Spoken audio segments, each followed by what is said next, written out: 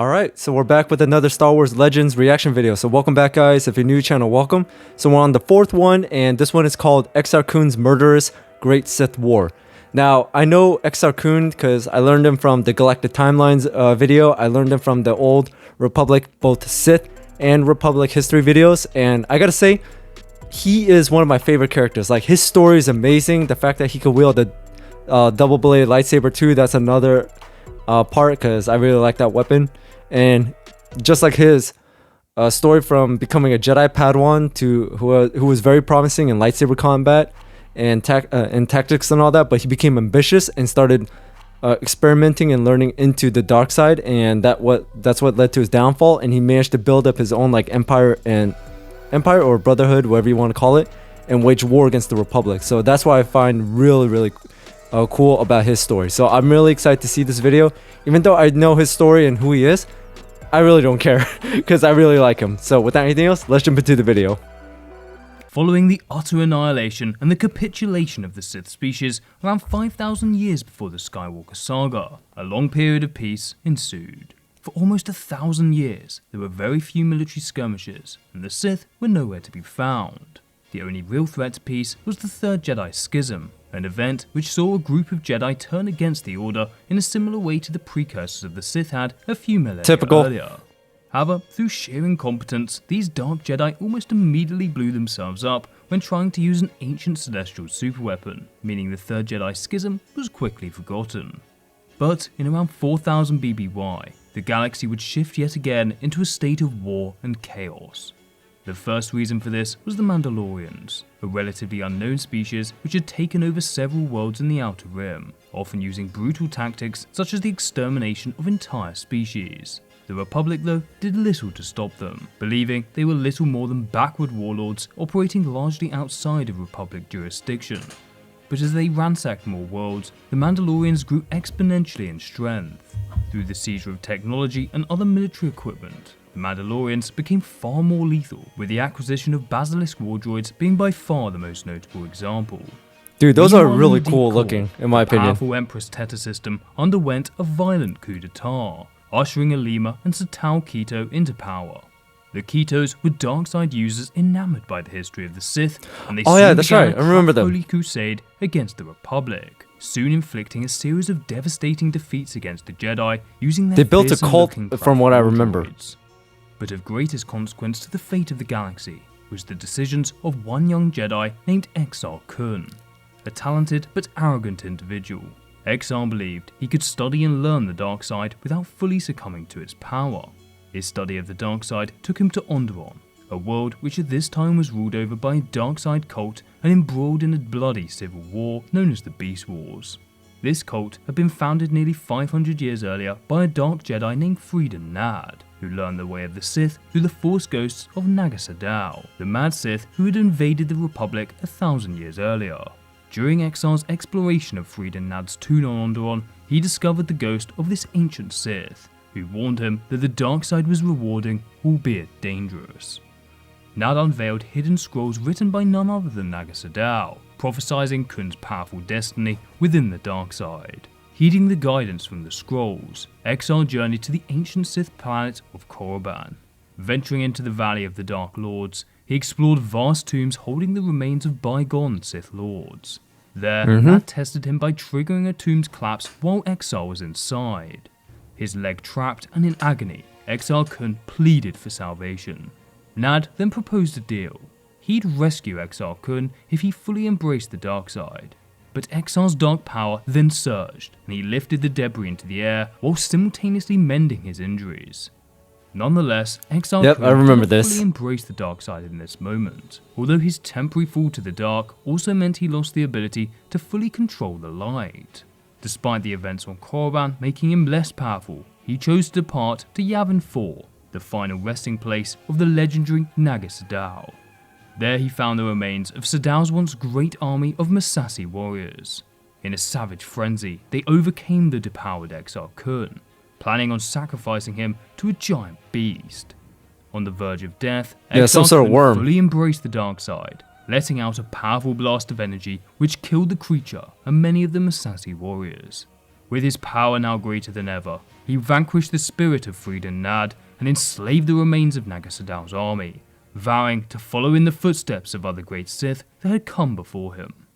Elsewhere in the galaxy, the Republic's low-scale war with the Krath still raged on. Fearing the menace of the Krath and the deployment of Sith magic, the Jedi convened a grand assembly on Deneba. Highlighting the peril presented by the Krath, a Jedi named Ulic Qel-Droma outlined a strategy to neutralize the Krath and eliminate the outside menace. Numerous Jedi assembled on Deneba were inclined to intensify the conflict, arguing in favour of deploying the full force of both the Republic and the Jedi against the Krath.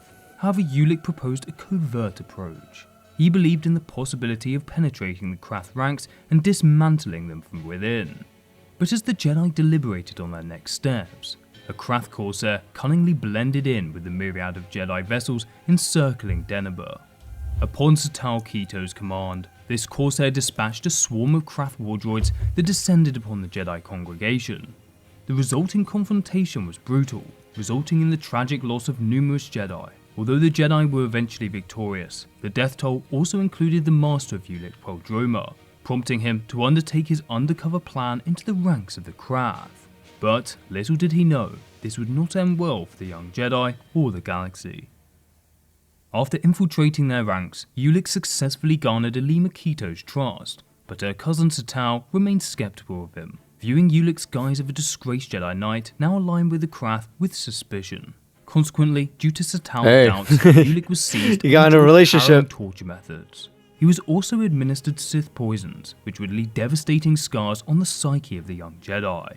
However, Ulic weathered this torment. I didn't know about the poisons. To assure Satal of his genuine allegiance to the Krath, eventually earning the rank of warlord within the Krath military ranks. Eventually, a group of Jedi, including Nomi Sunrider and Ulic's brother, Kay Qel-Droma, would grow worried about the whereabouts of Ulic, fearing he may have fallen to the dark side. Dispatching a rescue mission, the Jedi were quickly imprisoned by the Krath. Ulic discreetly attempted to inform the Jedi that he was still undercover, but he was discovered by Satal. Furious that he'd been correct about his suspicions, Satal confronted Ulic. It was here that Ulic learned that Satal had personally ordered the bombing of the Jedi on Deneba, which had resulted in the death of his master. The pair entered a ferocious duel, which ultimately culminated in the death of the Krath leader. The Jedi rescuers then attempted to convince him to come back to the Jedi Order. But in the grip of the dark side, Ulic turned on his former Jedi friends, releasing a wave of dark side energy. Realizing their friend had fully fallen to the dark side and was under the influence of Alima Keto, the Jedi quickly fled. But as the Jedi retreated, another unexpected arrival waited for Ulic Qel-Droma and his Krath forces. This time, it was Exar Kun and an army of where they first met. Warriors, intent on crushing any darkside force user that may pose a threat. Initially, Exar launched an assault on Alima, rendering her unconscious. What followed was an intense lightsaber skirmish between Exar and Qel-Droma. But as the two grappled for dominance, some unexpected visitors would appear. The ghosts of long-dead Sith Lords materialized, with Mark Ragnos among them.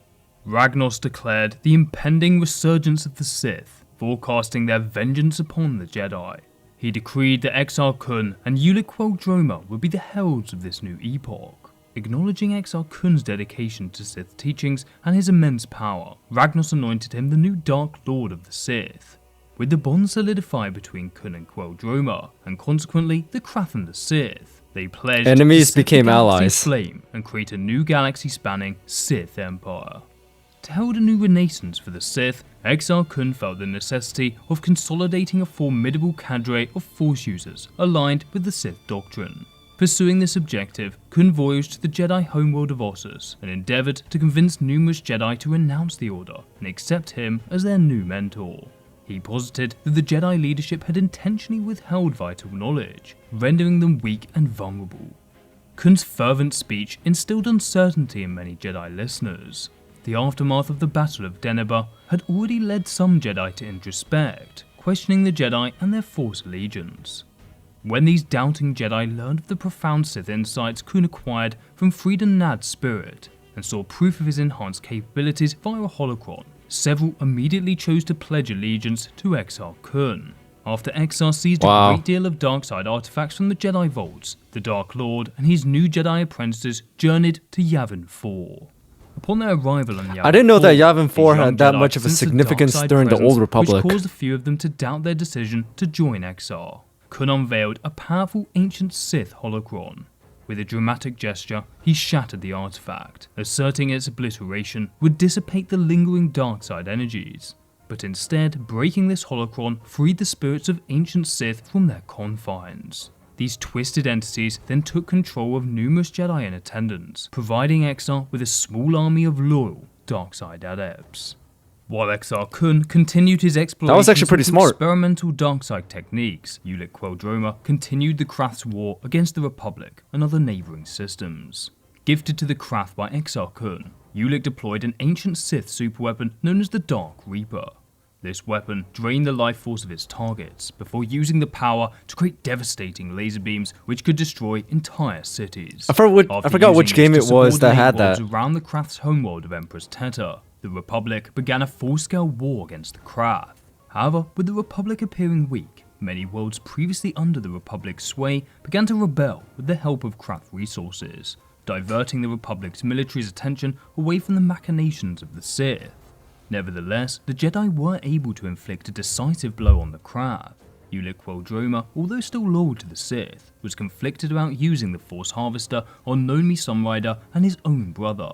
Thus, he leaked information about the Force Harvester to the Republic, allowing a Jedi strike team to disable it and dismantle this formidable superweapon. At this time, the Krath, seemingly overextended by their endeavours, caught the eye of another militaristic inclined race, the Mandalorians. Seeking glory through confrontation with the Krath, Mandalore the Indomitable spearheaded the Mandalorian Crusaders in a series of incursions within Krath territories. A Mandalorian assault on a carbonite smelting facility drew Ulic's personal notice.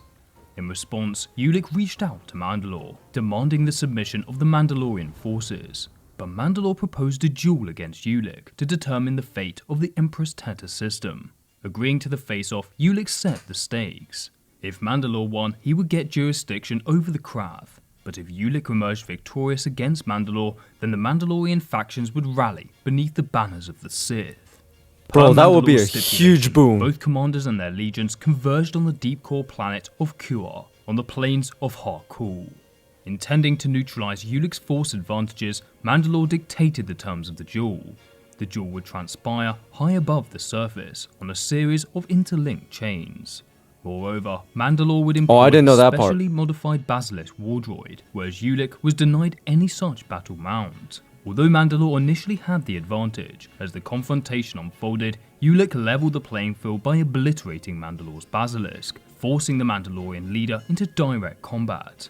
In the end, Ulic bested Mandalore, securing the warrior's loyalty in his campaign against the Republic. Now with the formidable Mandalorian forces at his disposal, Ulic geared up for an even broader and intensified conflict. Leveraging every advantage, Ulic executed a swift and ferocious assault on the Foros shipyards. Mandalore the Indomitable directed his Mandalorian troops through the maze-like passages of Foros Control Station, decimating all enemies in his path. Thanks to the alliance of the Mandalorians and the Krath, Ulic achieved a rapid and definitive takeover of the Foros shipyards, and in the process secured 300 Republic vessels stationed there. Attempting to end the war quickly, Ulic Qel-Droma and Mandalore the Indomitable attempted a blitzkrieg of Coruscant itself. Qel-Droma's strategy involved making the Republic and the Jedi believe he intended to strike Kemplex 9, a critical jump station in the Oral sector. This ruse effectively lured the Republic fleet away from Coruscant, and as a result, the capital was left almost defenseless and vulnerable to invasion. Emerging from hyperspace, Ulic's assault battalion launched their onslaught on Coruscant. Spearheaded by Mandalore's Basilisk war droids, Ulic's forces surged through the galactic city, aiming to decimate the capital's primary defences. Guided by the Jedi, Republic land troops managed to form a resistance against the invading Mandalorians. But still, Qel-Droma and Mandalore successfully breached Coruscant's strategic war room where Republic commanders were orchestrating the defense. Once inside, Qel-Droma harnessed the Force to dominate those present to his will. Meanwhile, the cunning Alima saw an opportunity to seize control of the Krath forces solely for herself. While initially aiding Ulick in combat with her Sith sorcery, she bided her time. But when Ulick was engrossed in the Republic War Room, Alima commanded a full-scale retreat to Mandalore the Indomitable and the rest of the invading troops. On Coruscant, Ulick Qel-Droma was isolated and confronted in the War Room by Master Bass and many other Always Jedi. betrayals. They used the Force to temporarily paralyze him with a wall of light. And following his capture, Supreme Commander Sid Rona declared Ulick a traitor, stating he would be tried by the Senate and potentially faced execution. Qel-Droma, now in Republic custody, faced trial for war crimes and treason against both the Republic and the Jedi Order. To the astonishment of many, including several Jedi in attendance, Ulick pleaded guilty. Unrepentant, he displayed contempt for the court, criticizing the Republic's perceived weakness and boasted of the Sith's intentions. Given his demeanor and confession, Ulick was swiftly found guilty on all charges and condemned to death. Well, I mean, he didn't deny anything. He just said, Elsewhere, I'm Mandalore guilty. the Indomitable pondered on their retreat from Coruscant. Upon realizing Alima's deceit in intentionally leaving Ulick to be captured, Mandalore left the Krath base in fury. Even though Exar Kun had previously advised Ulick on the risks of a Coruscant assault, he pledged to join forces with Mandalore to save his apprentice. Mandalore, accompanied by Exar Kun, departed Yavin 4, heading straight for the galactic city on Coruscant. As Ulick was pronounced with a death sentence in the Senate Hall, Exar Kun, employing his formidable Sith abilities, paralyzed everyone present, sparing only the Supreme Chancellor. Wow, After I didn't know that. exchange culminating in the Supreme Chancellor's demise at Exar Kun's hands, both Sith Lords declared their vision of forging a revived Sith Empire under their command. In the midst of this chaos, the Jedi present rallied to thwart Qel-Droma and Kun's escape. Exar Kun's former master engaged him in a fierce lightsaber duel within the Senate's confines. During their clash, Exar Kun tried to entice Master Bass to the Sith side, but the Jedi firmly resisted. Following Bass's steadfast denial, Exar Kun Well, at least he succeeded in tried. defeating him, brutally slaughtering his former master. With the situation firmly under Exar Kun's control, the Jedi found themselves overwhelmed. Exar, alongside his allies, then left Coruscant to press on with their sinister pursuits. Pulling back from Coruscant, the Krath made their way along the Polimian trade route, achieving triumphs in both the Chazwa and Tanab systems. Later, they joined forces with the Mandalorians at Giza. Together, they veered south, targeting numerous planets in the Slice. This strategic maneuver effectively bisected the Slice, isolating the Republic from its territories on the Rimwood side. On another front, Mandalorians allied with the Sith set out from their native Mandalore, advancing both along the galactic While they east expanded. and west. In the west, they moved through the Yatiga system, joining Krath and Sith troops to strike Iridonia. In the eastern part of the galaxy, they expanded their onslaught, sweeping through the Abron, Thrapius, and Contrim star systems. As a result of these victories, Exar Kun felt the moment was That's right a cool to image. deliver a crippling strike to the Jedi Order. He rallied his Sith followers, branding the Jedi Masters as heretics blind to the Sith's superior wisdom. He proclaimed that before this new era of Sith dominance could dawn, these naysayers must be eradicated. Thus, Exar Kun dispatched his Sith protégés on a galaxy-wide mission to kill their former Jedi Masters. This so-called Sith rebellion marked a significant triumph for the Brotherhood, with many Jedi Masters falling to the hands of their treacherous apprentices. While a few Masters mounted brief resistance against these assailants, only a handful succeeded in fending off their attacks.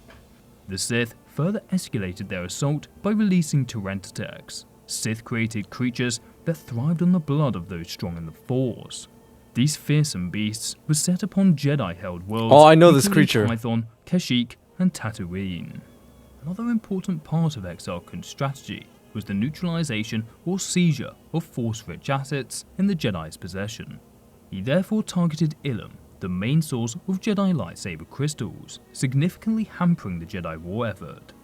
But most notably, the Jedi's homeworld of Ossus contained a rich collection of manuscripts, Force-imbued items, and ancient powerful lightsabers from the time of the Jedi's inception. However, Ossus was perhaps the most well-guarded planet in the entire galaxy. Thus, Exar Kun and Qel-Droma devised a plan which would forcibly cause the Jedi to flee the planet, leaving the Jedi relics unguarded or destroyed. To do this, they uncovered the ancient ship of Naga Sadow, which, as discussed in the last video in this series, had the ability to cause stars to go supernova. Exar Kun, however, enhanced this ship to be even more powerful. When activated, it would not simply destroy one star, what would it do? but set off a chain reaction which would cause all neighbouring stars to also go supernova. Queldroma saw this as the perfect opportunity to get rid of the treacherous Lima Keto and our allies who had betrayed him on Coruscant. He convinced Lima and Fleet's Longter to instigate an attack against Complex 9 and use the formidable superweapon left by Naga Sadow. However, neither Exar or Ulic told her of the recent enhancements made to the superweapon. Utilizing the Sith technology on Sadow's vessel, Alima triggered a process that caused the core of a neighbouring star to collapse. But, to the shock of Alima, this caused a domino effect with the surrounding stars. The subsequent supernovae obliterated Alima and the Krath fleet slaughter. As she faced her end, Alima came to the realization Damn, that's one hell of that an image. Coruscant had ultimately been discovered by Ulic. The annihilation of Complex 9 meant the supernova triggered by Alima was now heading straight for Ossus. In response, the Jedi on the planet initiated an evacuation, hurriedly attempting to salvage as many Jedi relics and artifacts as possible. As the Jedi scrambled to evacuate Ossus, Exar Kun and Ulic Queldroma seized the opportunity to amass Jedi treasures for themselves, sparking the Battle of Ossus. As they touched down on the revered Jedi library world, their Sith and Mandalorian troops launched assaults on the fleeing Jedi.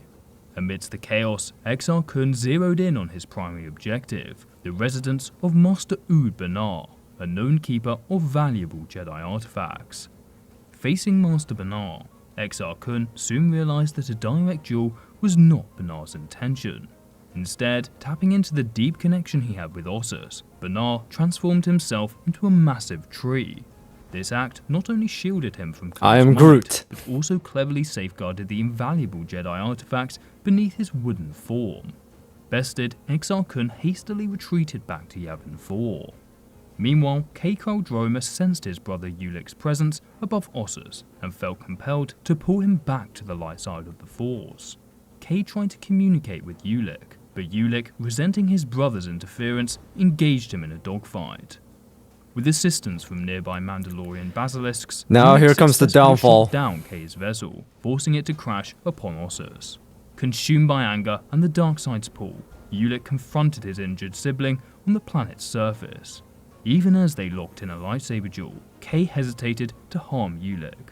However, Ulic, surrendering to his anger, struck down his brother, ending Kay's life. But this incident would inadvertently turn the tide of the war. In a moment of doubt after his brother's death, Ulic left himself vulnerable to attack. Naomi Sunrider then used this opportunity to unleash a devastating wave of light, which severed Ulic's connection to the Force. Now unshackled from the depths of the dark side of the Force, Ulic repented for his sins and agreed to help the Jedi defeat Exar Kun. While this was happening, Mandalore the Indomitable led the majority of his forces to launch an attack on Onderon. Responding to this threat, King Auron rallied the Beast Riders to face this incoming enemy. The skies above Onderon were soon filled with Beast Riders clashing against Mandalorians mounted upon their Basilisk war droids. Despite the intense battle, neither side could gain a clear advantage, but after prolonged fighting, momentum seemed to be shifting in the Mandalorians' favour. The tides of the battle shifted once again when Republic reinforcements entered Onderon's orbit. Mandalore, caught in the onslaught of both the Beast Riders and the Republic, commanded a strategic withdrawal to Onderon's moon. But amidst this chaos, a Republic ship targeted and hit Mandalore's Basilisk, causing it to spiral out of control and crash into the moon's dense wilderness, far away from his army. Mandalore soon faced the moon's perilous fauna, and he was ultimately slain. A search for their leader commenced, with the Mandalorians scouring the moon's forests. One particular Mandalorian stumbled upon Mandalore's body, and, claiming the symbolic mask, declared himself the new leader. He would later be recognized as Mandalore the Ultimate, whose profound role in shaping the galaxy's fate will be explored in the next video. With Mandalore the Indomitable dead, Oh, I can't and wait for Ulic that next captured, video. The Republic then turned its attention to subjugating Yavin 4, whose dark side force presence augmented Exar Kun's forces. Guided by Ulic Qel-Droma's insights into Exar Kun, thousands of Jedi, accompanied by their Rim fleet, converged on Yavin 4. Sensing the overwhelming Jedi presence through the Force, Exar Kun instantly realized Ulic's treachery. Facing inevitable defeat, Exar was determined to harness his Sith capabilities to endure beyond the impending onslaught, aspiring to challenge the Jedi once again in the future. He summoned the entire Massassi population to the Sith temples across Yavin 4. And here comes the ritual. Ceremony, Exar Kun leveraged his Sith mastery to extract the light forces from the Massassi, channeling this immense energy into himself. This act allowed Exar Kun to transcend his physical existence, with the life force of the Massassi sustaining his spirit. Oblivious to Exar Kun's Sith rituals, the Jedi aimed to harness the Force to take down Exar Kun. Thousands of Jedi, unified in their own ritual, directed a potent wave of light side Force energy towards the Sith temples on Yavin 4. Yet, they hadn't anticipated that their wave would clash with the prevailing dark side energy from Exar Kun's rituals. This convergence led to an unprecedented chain reaction, igniting a massive firestorm that engulfed the moon. Powerless to halt this cataclysm, the Jedi could only watch from space as the firestorm obliterated Yavin 4's surface, erasing nearly all remnants of Exar Kun and his dark legacy. With Ali Makito, Mandalore the Indomitable, and Exar Kun vanquished, the Sith Empire was leaderless, and the remaining Krath forces were soon crushed when the Republic invaded the Emperor's Teta system. In all, the Great Sith War devastated a quarter of planets in the Republic, leading to the deaths of trillions. With the war over, the Jedi initiated the Great Hunt, a policy which saw the Jedi hunt down the remaining Sith and Sith-spawned mutants. However, due to the Republic ordering the Jedi to stop the Great Hunt, many of the lesser Sith apprentices, such as Darth Sion, would survive, with many going into hiding and spreading their teachings to others. As for Ulic Qel-Droma, he spent the rest of his life in repentance as a non-Force sensitive. And Exar Kun did achieve his goal of living forever, but perhaps not in the way he would have hoped, although he will be making an appearance later on in this series. With their homeworld of Ossus devastated, the Jedi relocated to Coruscant and undertook significant reforms in fear that another Exar Kun could rise once again. This strict approach would cause significant resentment within the Order, especially as they were enacted through the interference by the Republic's Senate. Furthermore, the Mandalorians had not been totally defeated. Although weakened, they were allowed to keep many of the planets they had gained in the Great Sith War. Due to the resentment within the Jedi Order and continued existence of the Sith and Mandalorians, the Great Sith War was not the end of the conflict which characterized the Old Republic era. Make sure to subscribe and tune in next time when we will discuss the Mandalorian Wars, the precursor to the Jedi Civil War instigated by Darth Revan and Malak. Alright, there you guys have it. So that was Exar Kun's Murderous Great Sith War. So like I said, Exar Kun's story is amazing and I really enjoy it. He's one of my favorite characters, and like as he mentioned that we're going to see him soon in the future, but I could take a look at the next video right now and it says Revan versus Mandalore the Ultimate, so we're going to be focusing on Revan, Malak, and the Mandalorian Wars. And so I'm really excited for the next video. But anyways, thank you guys for watching. I hope you enjoyed this video. If you watched all the way to the end, thank you. And also make sure to hit that notification bell so you know when I drop another video. And also thank you so much for your support. I really do appreciate it. And until then, I'll see you guys next time.